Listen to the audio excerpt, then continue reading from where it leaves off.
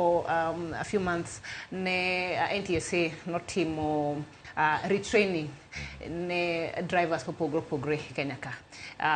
Main reason ne nikech ne ntiere increase kata weche mag tho kod weche abila gi timre. So drivers gi moko negi fail the test. My driving cannot team negi this retraining.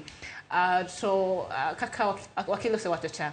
Yudo ni okni samoro chike jo kwalu to samoro nderniwa mawatiyo gogi ema onego beni wangiyo to gibedo standard ma aparoni accommodate even the increase mar G gitiyo kaka jitiyo kod gisaka sa.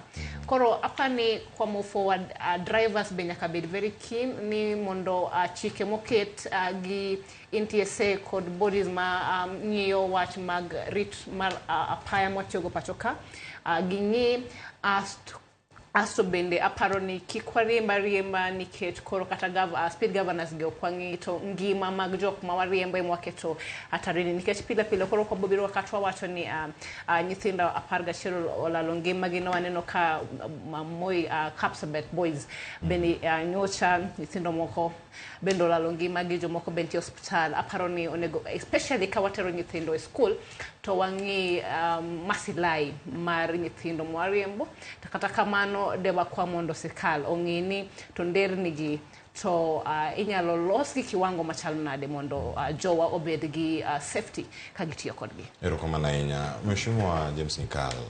Mine od bura kanyo chike gi loso. Aini kata udoki od bura paro dhi mana chiwo kowacho kanyo ni ero masiche mag apaya tero medore.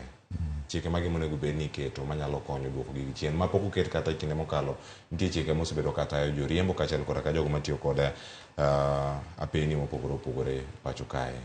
Chike nitie to gima duong' chik ok lok dhano. Inya ket chike, inya ket polisi ndara, inya tim to ka jogo mariembe ndara ok dwa tiyo gi chikgo. Chik mi mana kaka inyalo bet to chunyi wuon nyaka ibed ni idwaro luwo chikno nikech ing'e ni chikno ber. Wakili ni ka ubro nyisi wang' no kwan ni kata chike duto moseketi to kiwach kwa chako gi kar chikno